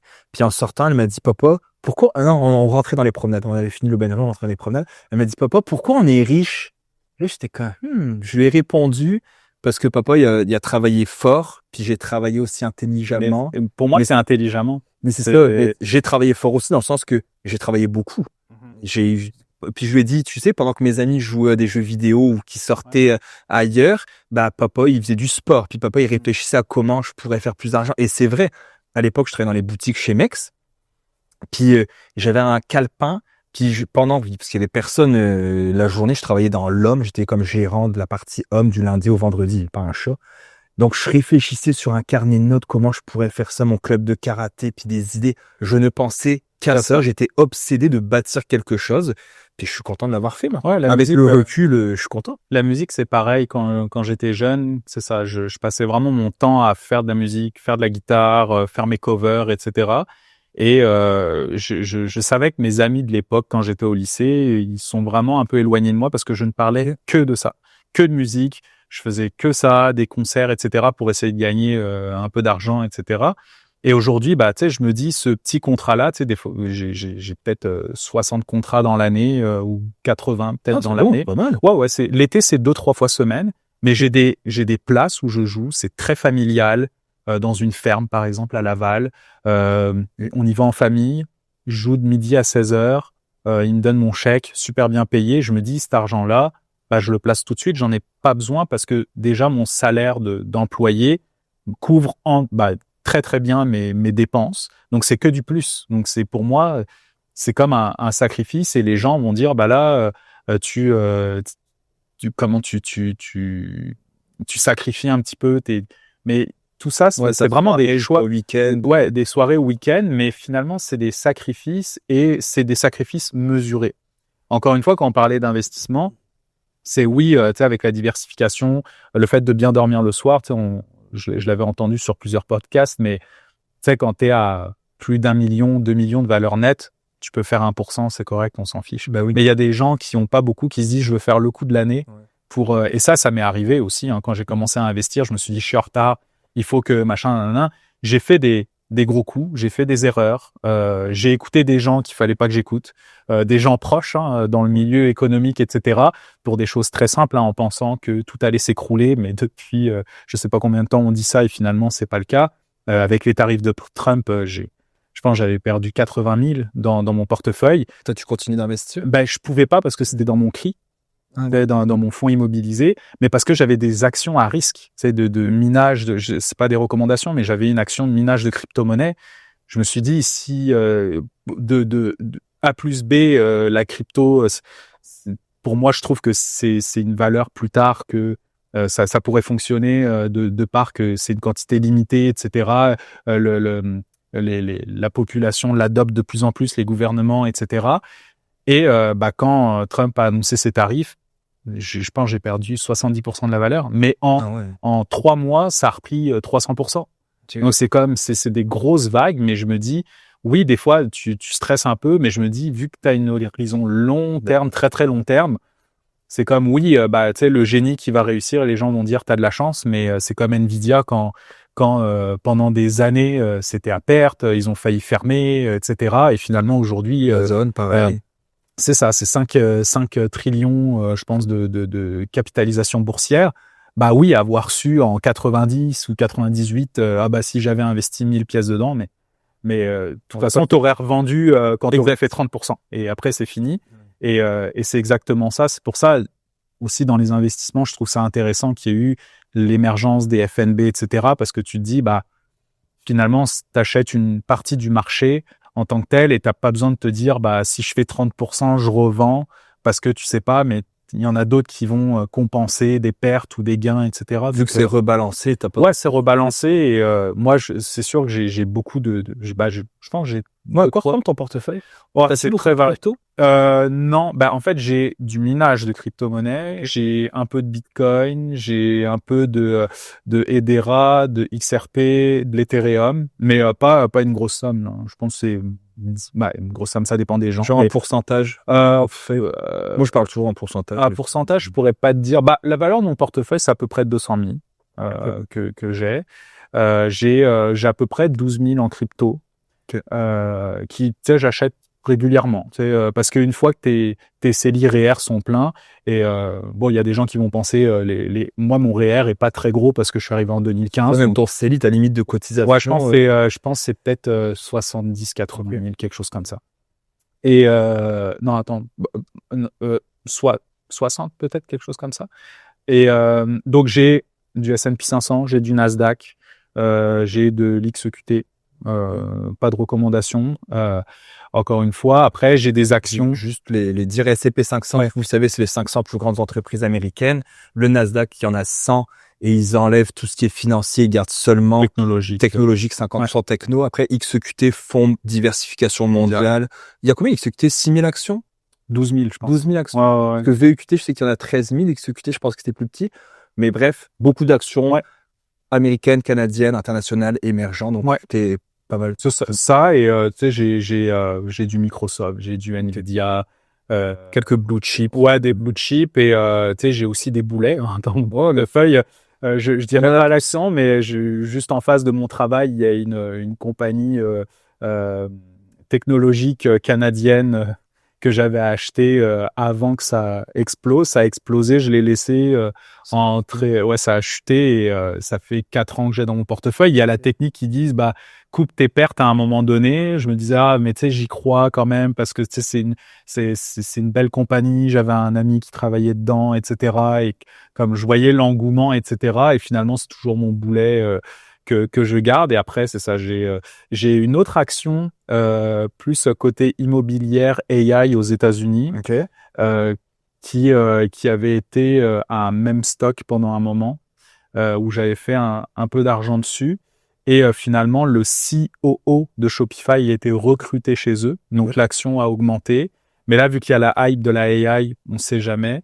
Donc, c'est ça à peu près mon portefeuille. Il y a beaucoup d'FNB, mais j'ai quelques actions que je garde sur le très long terme. Mais tu sais, je fais très peu de trading parce que tu sais, quand les marchés vont bien, tu as l'impression d'être un génie. Mais quand ça tombe, tu fais moins le malin. Donc, non, je fais attention à ça. Et Est-ce que est-ce que t'as, mettons par exemple, donc 2021, en 2022, on a connu une grosse baisse ah quand ouais, on même. pourra en parler. Ouais, ouais. En fait, j'ai switché. Avant, quand j'ai commencé à investir, ma première action, c'était du Air Canada que j'avais acheté. Quand j'ai commencé à investir, je connaissais rien du tout. Après, c'était beaucoup de S&P 500. Et je m'étais dit, par rapport à mon profil, je pensais que les dividendes seraient intéressants pour avoir du cash flow. Si, admettons, plus tard, je veux faire de la musique à temps plein dans 15, 20 ans. Et je m'étais dit, ah oui, ça peut être intéressant. Donc, je me développais un portefeuille de dividendes. Et après, quand il y avait la montée de l'intelligence artificielle, je me suis dit, est-ce que c'est un train que je devrais prendre plus tôt et switcher, prendre un portefeuille croissance sur le long terme et après switcher en dividende plus tard. Moi, c'est ce que je vais faire. Ouais, c'est ça. Finalement, j'ai fait ce choix-là et en 2022, c'est ça, j'ai switché au début 2023, j'ai switché en croissance finalement et mon portefeuille s'est super bien porté jusqu'au tarif de Trump. Après, ça a redescendu, après ça a remonté. Oh, on a repris la chute là. Ouais, c'est ça, on l'a repris et tu sais, je continue d'investir à chaque fois. Donc, ce qui est super difficile aussi, je sais pas ton point de vue. Mais tu sais, quand tu commences, parce que j'ai des amis qui commencent à investir et eux, tu sais, quand ils mettent 200 pièces, ils sont comme, ouh, tu sais, tu perds 3%, ouf, ça fait mal. Mais tu sais, des fois, moi, ça peut être des dizaines de milliers que je vais investir one shot parce que j'ai le portefeuille parce que j'ai eu des profits, etc. On s'entend, c'est pas des gros risques par rapport à la taille de mon portefeuille. Mais je sais que je les investis intelligemment dans des actions qui potentiellement à long terme vont marcher. Mais c'est ça de se dire, des fois, un 10 000, tu as l'impression que c'est pas grand-chose, mais pour des personnes, c'est énorme. Quand on commence en crypto-monnaie, c'est sûr que perdre 70%, tu as peur la première fois, mais après, quand tu vois les tarifs de Trump, je me suis dit, c'est rien, perdre 20% finalement. Tu sais, il y a des gens, ils vont stresser et tout, mais moi, je me dis, si vraiment tout devait chuter, le monde économique chuterait. On a d'autres problèmes. Ouais, tout le monde va chuter. Quand c'est une seule compagnie qui crache, là, tu te dis, voilà. Ok, tu sais, que ce soit Nvidia, quand il y avait DeepSeek qui a été annoncé, le matin, je regarde mon portefeuille, j'ai commencé à flipper, mais c'est toutes les compagnies, finalement, technologiques et IA. Et finalement, quand c'est tout le marché, tu te dis, bon, tu relativises, tu as une certaine chance de te dire, tu peux réinvestir dans des compagnies qui sont à rabais, les soldes, comme on appelle comme ça. Donc, j'essaye toujours d'être pragmatique par rapport à ça. Des fois, je me laisse des petites notes en me disant, tu sais, quand tu es un génie, tu as l'impression que tout marche. Dis-toi que si ça rechute, oublie pas la dernière fois en 2022, oublie pas au tarif de Trump que quand c'était bas, c'était là qu'il fallait racheter. Des fois, tu as des gens qui vont dire... La Covid. Ouais, c'est ça, la Covid. Moi, j'ai pas connu ça vraiment, la Covid, parce que c'était placé avec un fonds et j'avais pas regardé à l'époque et il m'avait conseillé, tu peux splitter en deux tes gains et tu réinvestis petit à petit. Et finalement, c'est ça, j'essaye de me dire à chaque fois que c'est dans le rouge, ok, c'est le moment parce que dans 5, 10, 15 ans, on le verra plus et tu auras fait encore plus de bénéfices plus tard. Ça accélère en fait ton effet de levier sur on parle pas de levier de trading là, on s'entend, mais l'effet de levier d'investissement pour le long terme. Réduit ton coût de revient. Ton coût moyen d'entrée. Ouais. Ah, bien sûr. Nous, à la Covid, c'est là qu'on a...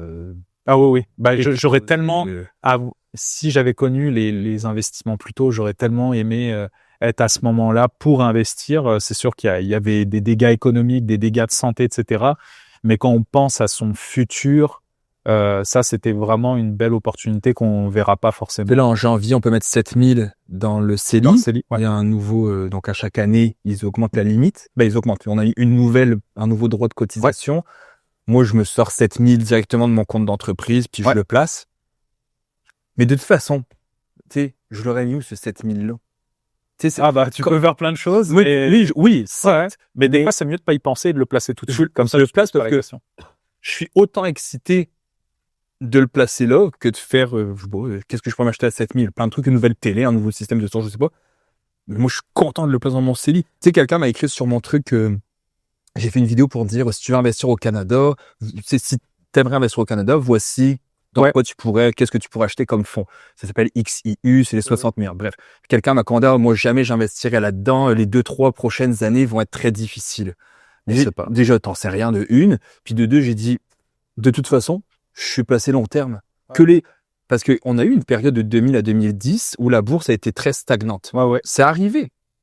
Par contre, il n'y a pas de période de 15 ans qui sont négatives en bourse. Ça n'existe pas. Par contre, des périodes de 10 ans en stagnation, oui. Au pire, les 10 prochaines années, ça stagne. Bah, tu continues d'investir. Je continue à investir. À un moment donné, ça Et quand ça repartira, repartira vraiment beaucoup. J'ai 37. Dans le sens, j'en aurais 47. Puis là, ma blonde, elle m'a dit, je fais un petit parallèle, ça par rapport. Elle m'a dit, pour la BM, elle dit, attends qu'Olivier soit au secondaire. Tu sais, là, elle va vraiment apprécier, là, parce qu'Olivier, elle adore les autos.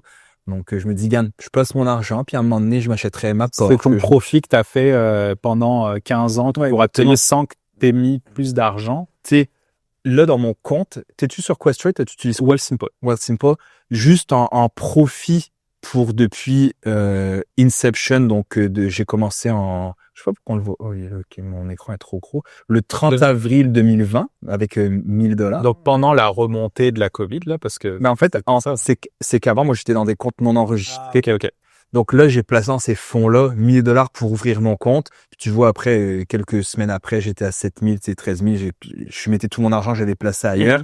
Tu vois la courbe elle monte, mais en profit à date, depuis 2020, de l'argent gratuit, c'est 146 869. Ah oui. C'est 150 000 pièces en moins de... Puis tu sais, c'est pas que j'ai placé puis qu'après j'ai fait 150 000, c'est que je continue à en mettre un petit peu. Et le 600 pièces de l'aubainerie, c'est un grain de sable par rapport à ta plus-value. Tu le vois aujourd'hui. Donc j'ai fait en une journée, bon, il est 10h30, 3740. Ouais, attends, ça va être similaire pour moi aujourd'hui là. C'est juste là. Il y a pas mon Wealthsimple, il y a pas mon FTQ, il y a pas mon compte d'entreprise, il y a pas mon RBC. C'est juste dans ces petits comptes, c'est dans mes comptes enregistrés. Ça inclut pas ma blonde. Ma blonde, elle a aussi un gros portefeuille. Mais c'est pour ça que j'essaye d'éviter d'écouter les gens, les médias, etc. Parce que de toute façon, on est dans une conjoncture où un tweet peut tout changer. Exactement. Que ce soit à la hausse ou à la baisse. On l'a vu là, l'histoire du shutdown. Là, on est quoi le 10 novembre. Le shutdown devait être terminé normalement aujourd'hui, ils en parlent, donc là les marchés commencent à remonter, mais quand il y avait l'histoire de DeepSeek, quand Trump annonce quelque chose, des nouveaux tarifs sur la Chine, des nouveaux tarifs. Pour celui qui est long terme, c'est pas grave. Les traders professionnels, ils doivent se frotter les mains parce qu'ils se disent bon, je vais attendre une petite baisse et je vais remettre dans telle action, telle action. Il y a des gens qui vont se dire, bah, moi, ça va me permettre sur certaines actions que j'aurais aimé acheter à rabais, de les avoir maintenant à moins cher. Et c'est ça, quand on parlait de quoi s'acheter, etc. Même moi, c'est une anxiété pour ma fête de me dire quand on me demande qu'est-ce que tu veux, est-ce que tu as une liste? C'est difficile parce que j'ai l'impression de jouer ma vie. C'est ça. J'ai l'impression de jouer ma vie. Je me dis, je sais pas, j'ai pas besoin de grand chose. Peut-être un abonnement à, je sais pas, à YouTube Premium ou des choses où je me dis, c'est comme un petit confort, mais j'ai pas besoin de matériel parce que finalement, tu sais, à chaque fois, je me dirais, tu sais, utopiquement, et je demanderai jamais ça. Au pire, faites-moi un virement, tu sais, que je peux investir limite, parce que pour moi, c'est mon plaisir et je sais que je vais pas le dépenser. On va me dire, fais-toi plaisir, mais pour moi, tout achat est un investissement. C'est pour moi, si je veux la meilleure paire de bottes pour l'hiver, j'ai pas envie d'être cheap sur mes bottes parce que je me dis, tu sais, si t'as l'humidité dedans et t'es pas confortable, je préfère acheter la paire, pas la plus chère, mais quelque chose de bonne qualité en me disant, je sais que c'est un investissement pour mon confort, pour pas galérer. Pareil pour, on voit un aspirateur là, si j'avais besoin d'un aspirateur, je prendrais le top du top par rapport au confort et pas le cheap que je vais changer dans 2 ans et qu'il y a le tuyau et qu'on est pas confortable. Il y a une phrase qui dit, je suis trop pauvre pour être cheap. Ouais, c'est ça. J'aime cette phrase-là dans le sens que moi, si je veux m'acheter quelque chose, je m'achète de la qualité. Mes instruments, c'est la même chose pour moi. T'as quoi comme Git? J'ai une ES 335 d'Epiphone, donc une réplique de Gibson qui sonne très bien. J'ai pas acheté la Gibson parce que c'est $3 000 plus cher et un bon luthier que j'ai vu, il m'a tout mis top notch. Il y a aucune différence avec une Gibson. J'ai une Taylor pour jouer dans les bars. J'ai c'est une 214 CE Ok. qui au lieu de l'acheter neuve, je l'ai acheté à quelqu'un qui voulait prendre des cours, qui finalement a abandonné. Donc j'avais la guitare neuve à 1300 au lieu de 2400, admettons. Ok. J'avais une Ibanez Japan Custom qui venait du Japon à l'époque, que j'ai revendue avec un énorme profit ici, parce que je l'avais payé peut-être 1000 euros, je l'ai revendue $4000 ici, parce que c'est à la prix de la valeur et parce que je me suis dit, j'en avais plus besoin, j'y jouais plus tellement. J'ai une Epiphone un peu jazz pour le fun. Ouais, les grosses caisses pour faire plus du jazz, mais j'en joue pas tellement, mais c'est plus pour le style. Et j'ai une Norman Studio 40 que j'ai acheté quand je suis arrivé. C'est canadien, ça, Norman, Ouais. non? Oh ouais, c'est ça. Je m'étais dit, je vais acheter une guitare canadienne en arrivant ici. Et c'est ça, c'est pas mal les guitares que j'ai. J'ai le Osgan de Seagull Norman, non? C'est pas related? Non, je pense que Norman je pense que c'est une filiale de Godin. Je veux pas me tromper là-dessus. Ouais. Et je l'avais payé $600. Je pense. Je m'étais dit, bah avec ça, je vais faire la job parce que j'avais une guitare avec laquelle j'ai voyagé pendant 3-4 ans. Tu sais, j'ai joué en Nouvelle-Zélande, j'ai joué au Japon, j'ai joué aux États-Unis, en Nouvelle-Calédonie, Thaïlande, Australie.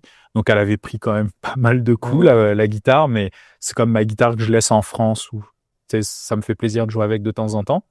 Mais pour moi, c'est des investissements. Pareil pour le système de son, je vais acheter du Bose, de la grosse qualité, parce que je me dis, si tu as un ampli cheap dans un bar ou dans un événement, tu sais, je préfère sonoriser avec tu sais, un truc clé en main où les gens se disent, hey, ton son était super bon aujourd'hui, et tu sais, ça peut t'aider pour avoir des nouveaux contrats, etc. C'est comme être entrepreneur, mais je suis pas assez entrepreneur dans l'âme pour prendre des gros risques parce que aujourd'hui, c'est comme j'ai pas besoin de ça. Mais je peux comprendre, c'est si on vient au côté entrepreneurial, que il y a des gens, ils sont faits pour ça et qui sont prêts à prendre des risques. Mais je comprends que les gens qui pleurent en disant, bah, un tel gagne beaucoup d'argent, mais c'est parce que t'es peut-être pas fait pour ça. Mais une fois que tu as compris comment développer un business, le scaler, etc., bah, tu peux peut-être faire plus d'argent, mais c'est encore des gros risques, là.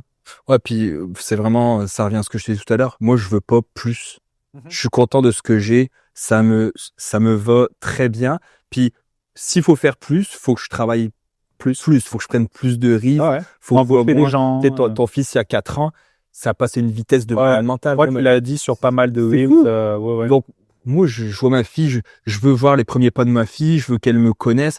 Je regardais une vidéo de Jean-Claude Van Damme où est-ce qu'il disait que ses enfants ne lui parlent quasiment pas parce qu'il les a pas vus grandir. Ouais. Donc, à un moment donné, je me dis, à quoi ça sert? Et je sais plus la stat, je sais plus si tu en avais parlé, mais les moments que tu passes avec tes enfants aujourd'hui, je pense que 80% du temps, je veux pas dire avant 10 ans, je pense. Avant 10 ans ou même avant la maternelle, là, c'est le temps que tu vas passer avec tes enfants parce qu'après ils sont à l'école, ils rentrent juste le soir et bah les devoirs, la routine, machin, ils vont se coucher, ils ont le sport, etc.